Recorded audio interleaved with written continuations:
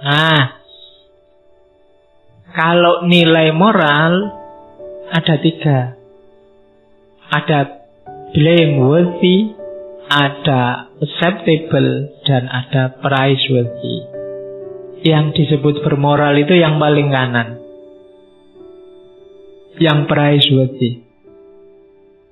Kalau yang paling kiri jelas tidak bermoral, act wrongly, melakukan tindakan yang salah. Yang tengah itu netral, acceptable, belum bermoral. Karena apa? Niatnya salah, motivasinya salah, meskipun tindakannya baik. Kalau dalam agama nanti ada istilah ikhlas. Kalau masih bertujuan, ya masih belum murni moral. Jadi tindakan kita itu act wrongly, bisa blameworthy, layak untuk dicela karena jelek. Ada yang acceptable ya, tidak apa-apa, bisa diterima itu cuma tidak apa-apa. Ada praiseworthy itu layak dipuji. Itu nanti kalau di Immanuel Kant tergantung jenis tindakan dan motifnya.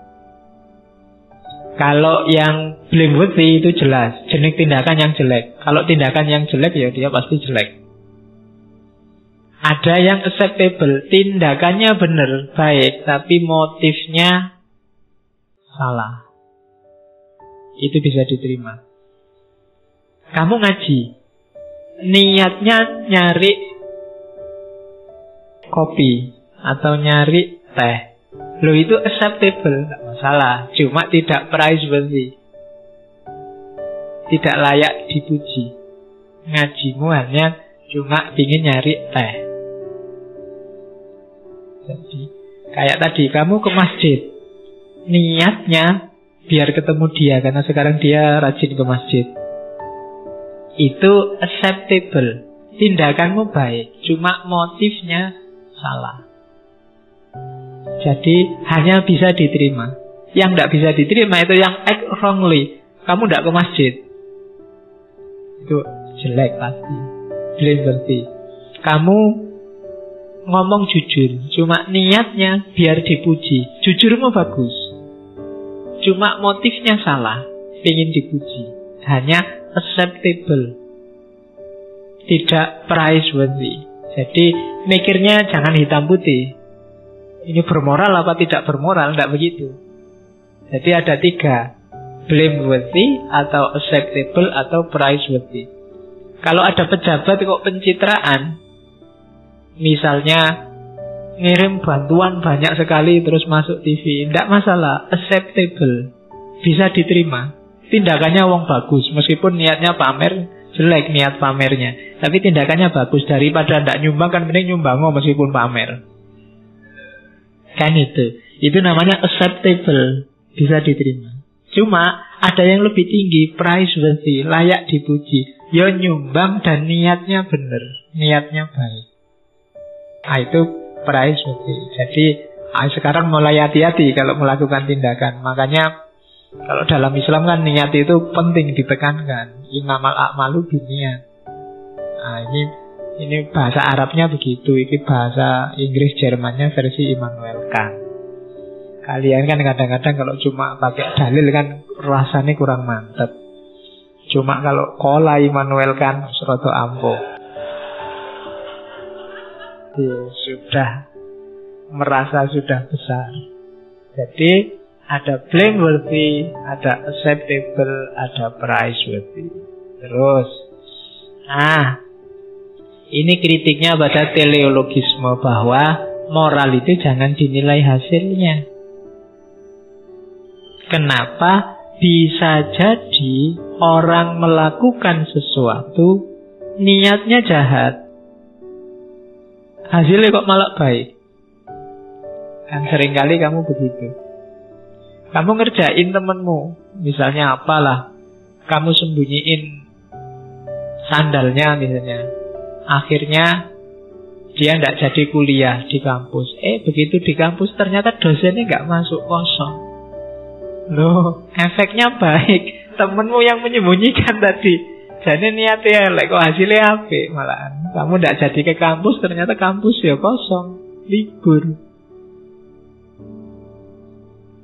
Bukan berarti terus jadi baik loh perbuatan itu, ya tetap jelek. Jadi hati-hati, ngukurnya jangan dari hasil. Jadi kalau dilihat dari hasil, kadang-kadang niatmu baik, hasilnya jelek, atau niatmu jelek, hasilnya baik. Niatmu baik, bantu teman, hasilnya jelek, dia malah salah paham. Kan sering begitu. Niatmu baik, ingin ngaji, nyari ilmu, hasilnya jelek. Di sini mungkin malah ngomong orang lain, malah ngantuk, malah nggak paham, malah bingung, malah macam-macam. Ya hasilnya elek. Padahal niatnya tadi baik. Jadi hasil nggak bisa dinilai dari nilai moral itu nggak bisa dinilai dari hasilnya. Alasan pertama itu. Alasan kedua, hasil itu kita nggak bisa ngontrol. Nggak ada jaminan kita melakukan proses A, hasilnya pasti B. Ngambil minum 1 gelas, ini sudah cukup kok Pak, bikin saya nggak ngantuk. Sudah habis gelas kamu tekluk terus. Oh, ini berarti harus nambah lagi. Padahal kamu rencananya tadi mau 1 gelas. Sudah habis gelasnya, tanda sejak tadi ngantuk, nggak hilang-hilang. Ternyata kamu nggak bisa ngontrol hasil. Jadi maka jangan dijadikan patokan hasil itu, di luar kuasa kita. Ada yang kehabisan kopi karena sudah habis, semua sudah ngambil, kamu tidak kejata, waduh ngantuk ini mesti. Ternyata malah nggak ngantuk karena kamu misuh-misuh tadi. Tidak kebagian kopi, jadi marah-marah kamu lirik-lirik terus, enak yang dapat kopi, malah kamu tidak ngantuk sekarang. Kamu tidak bisa kontrol hasil ternyata. Kalau dalam Islam kan begitu masuk fase hasil, tugas kita cuma tawakal. Karena kita nggak bisa ngontrol. Saya sudah belajar loh Pak, berhari-hari. Kok iya tetap nggak lulus saja. Saya itu sudah putus asa, nyerah Pak, sudah nggak mau, mesti nggak lulus aku. Pokoknya saya nggarap-nggarap. Malah nilaiku bagus. Kan sering kita begitu.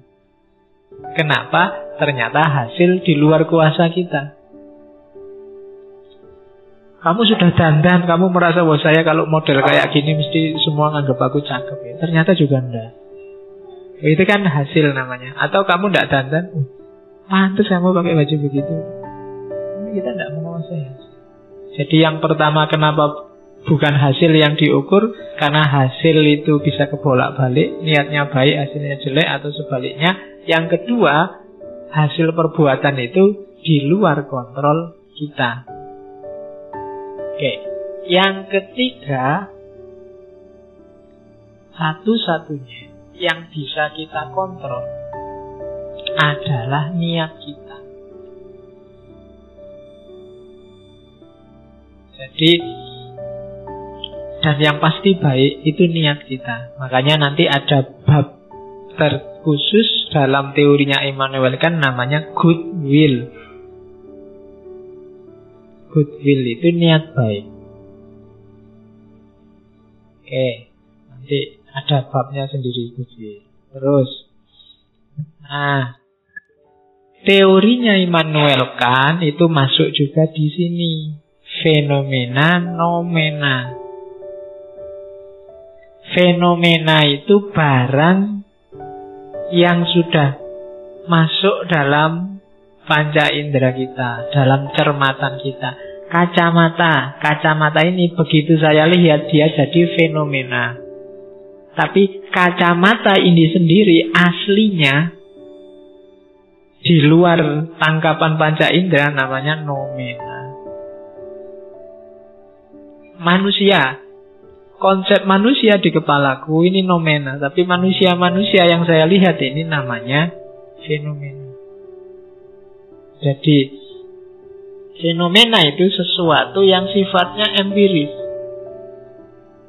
Kebalikannya, kalau nomena itu sesuatu yang tidak bisa dijangkau empiris. Begitu dijangkau oleh panca inderamu, dia jadi fenomena.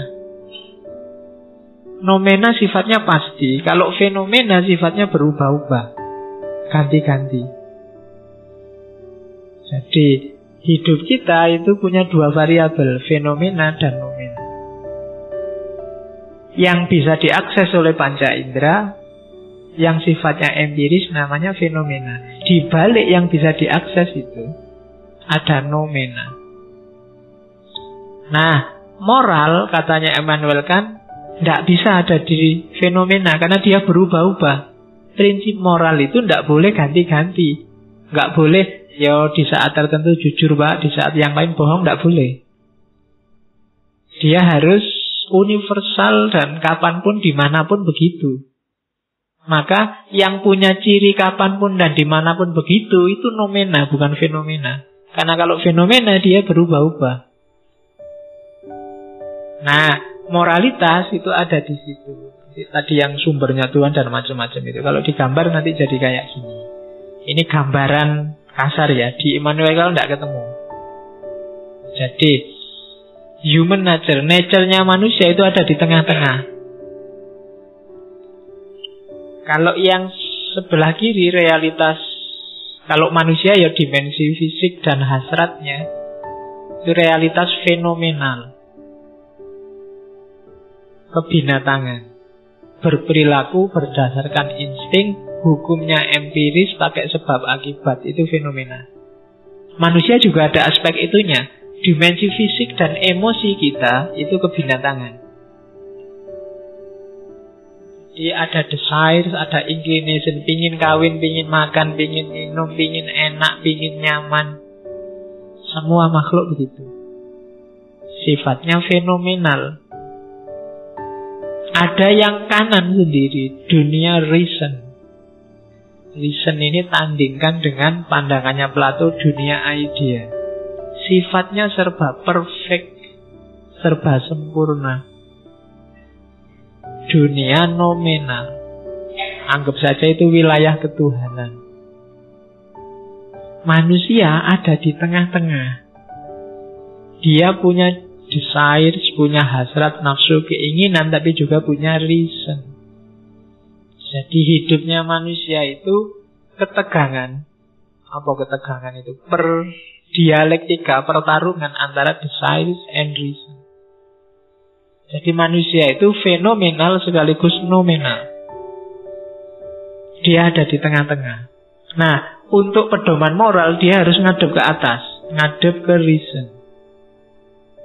Disitulah reason universal. Pasti baik, pasti benar. Untuk diterapkan di dunia desire, dunia inclination, dunia kebinatangan, dunia fisik. Jadi gambarnya begitu. Ada binatang, manusia, dan Tuhan. Fenomena, nomena, dan manusialah yang komplit. Saya tadi menyebut pakai istilah dual inclination. Punya dua kecenderungan. Kecenderungan kebinatangan punya, kecenderungan ketuhanan punya. Cuma kalau moralitas, pedomannya ya Tuhan. Enggak mungkin kita moralitas, pedomannya ke binatang. Orang yang kecenderungannya kebinatangan mesti atributnya bukan bermoral. Orang yang immoral. Binatang itu kan gitu, kawin sak karepe, mangan sak karepe, ngambil miliknya temennya juga tidak masalah. Kan binatang semua kan begitu.